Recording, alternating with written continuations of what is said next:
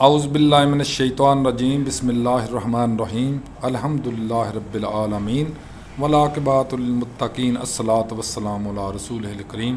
السلام علیکم دوستو، ڈاکٹر نصیر کالوں CNP کے پلیٹ فارم سے آپ سے گزارشات کر رہا ہوں۔ تاریخ پاکستان کے اوپر چند ویلاگ میں کر چکا ہوں اور اس کو کوشش کر رہا ہوں کہ جاری و ساری رکھوں۔ جو سیاست چل رہی ہے پاکستان بننے سے پہلے سے لے کے آج تک، اس کے اوپر میں اپنی کچھ گزارشات پیش کرتا ہوں تاکہ آپ لوگ جن کو پتہ ہے وہ اس کے اوپر کمنٹس کر سکے، جن کو نہیں پتہ ان کے علم میں آ سکے، اور یہ ہم ایک دوسرے کے ساتھ شیئرنگ کرتے ہیں۔ امید ہے آپ کو اس سے انشاءاللہ تعالی علم میں اضافہ ہوگا اور آپ اچھے انداز سے، اچھے طریقے سے اس کے اوپر کمنٹس بھی کریں گے۔ Thank you very much.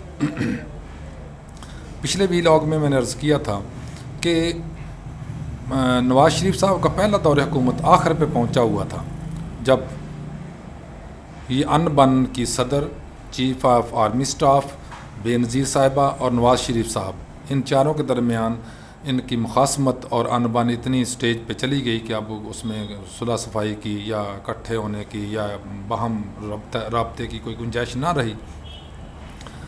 تو جنرل کاکڑ صاحب نے، وحید کاکڑ اس وقت کمانڈر ان چیف تھے یا آرمی چیف تھے، انہوں نے ایک فارمولے کے تحت چاروں کو اکٹھا کیا، تینوں کو اکٹھا کیا، یعنی بے نظیر صاحبہ اور میاں نواز شریف صاحب اور غلام اسحاق صاحب۔ تو یہ تینوں کو بٹھا کے ایک فارمولے کے تحت ایک ریزولوشن لیا گیا ان تینوں سے، جس کو کہتے ہیں کاکڑ فارمولہ۔ اس میں یہ ہوا کہ صدر صاحب اور وزیر اعظم صاحب دونوں استعفے دیں گے اور 93 میں الیکشن ہو جائیں گے، نئے مڈ ٹرم الیکشن۔ اس طرح 2.5 سال تقریباً نواز شریف صاحب کی حکومت رہی اور انہوں نے استعفیٰ دینے کے بعد دوبارہ الیکشن میں ان کو جانا پڑا۔ جو انٹرم پیریڈ تھا، نگران پیریڈ جس کو کہتے ہیں، الیکشن کے سے لے کے الیکشن تک، حکومت ٹوٹنے سے لے کے الیکشن تک، وہ تقریباً 3 ماہ تک معین قریشی صاحب کو امریکہ سے بلایا گیا۔ وہ پاکستان میں ان کو سالو فلائٹ بھی کہتے ہیں، سالو فلائٹ وزیر اعظم، یا ان کو بلا کے مسند وزارت عظمیٰ پر بٹھایا گیا۔ اور لطف کی بات یہ ہے کہ ان کا شناختی کارڈ بھی ان کے آخری تیسرے مہینے میں آ کے ان کو بنا کے دیا گیا تھا۔ ان کے پاس پاکستان کے ID کارڈ بھی نہیں تھا۔ چیئرمین سینٹ جناب وسیم سجاد صاحب کو صدر بنا دیا گیا اور انہوں نے بطور کیئر ٹیکنگ صدر، اور قریشی صاحب نے، معین قریشی صاحب نے کیئر ٹیکنگ وزیر اعظم کا حلف اٹھا کے آگے حکومت شروع کر لی۔ ان دونوں نے بہت اچھے کام بھی کیے ہیں، لیکن چونکہ پیریڈ بہت تھوڑا سا تھا، اس لیے تھوڑے سے وقت میں کتنا کام کر سکتے تھے بیچارے۔ لیکن مسئلہ یہ آیا، انہوں نے ایک تو یہ جتنے بیوروکریٹس تھے، سیاستدان تھے، صنعت کار تھے، انہوں نے جو لوٹ مار کی تھی، بینکوں سے پیسے لے کے اڑا گئے تھے، عزم کر گئے تھے، اس کی ریکوری کے لیے بڑی کوششیں کی، کچھ ریکور ہوئے، لیکن وہی بات، ہماری جو سیاست ہے اس کے عجیب و غریب تماشے ہیں۔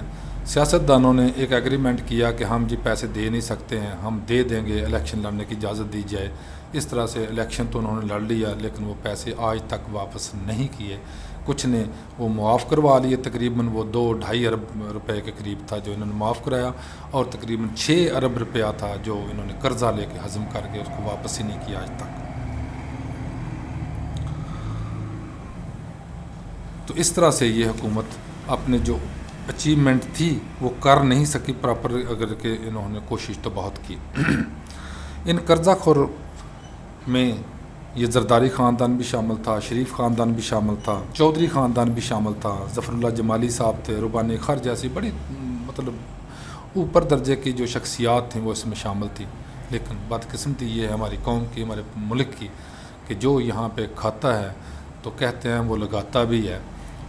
دیکھنے کی بات یہ ہے کہ اس سٹیج پہ آ کے، اس سیٹ پہ آ کے، اس رتبے پہ آ کے، کم سے کم سیاستدانوں کو، اور جو بھی اس کے اوپر بیٹھا اس کو یہ سوچنا چاہیے کہ سب سے بہترین جو ہمارا موٹو ہے وہ ہمارا ملک اور ہماری عوام ہونا چاہیے۔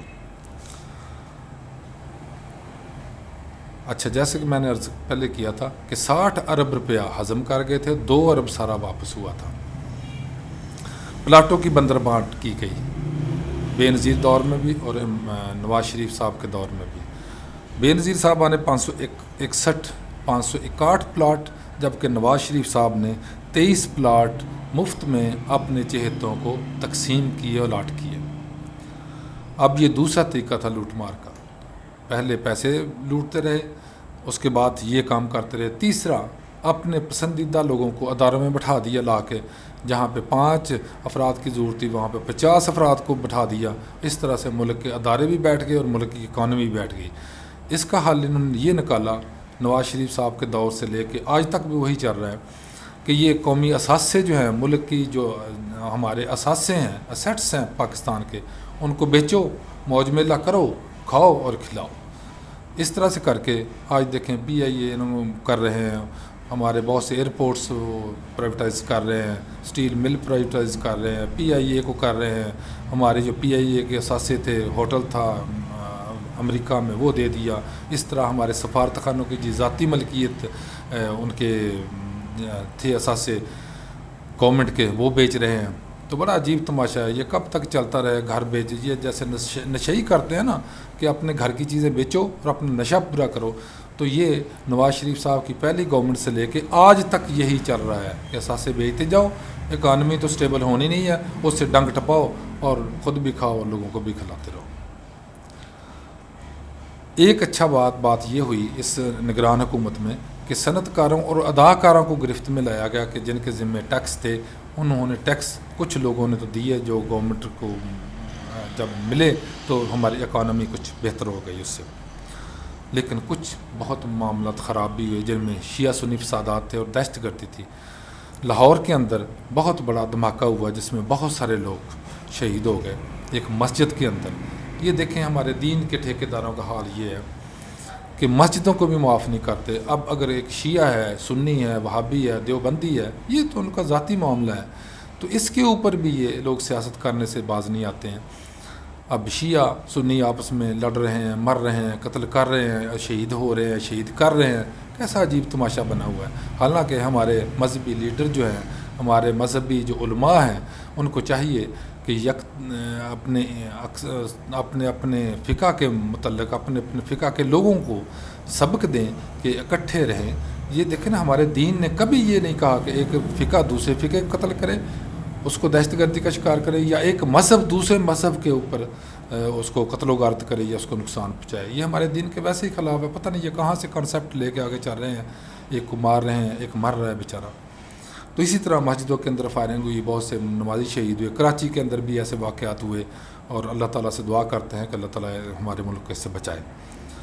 لیکن ایک بہت بڑا واقعہ جو الیکشن کے دوران آیا وہ یہ تھا کہ غلام حیدر وائیں صاحب جو ایکس وزیر اعلیٰ تھے پنجاب کے، ان کو سر عام فائرنگ کر کے قتل کر دیا گیا، یہ شہید کر دیا گیا۔ انتہائی شریف آدمی تھے۔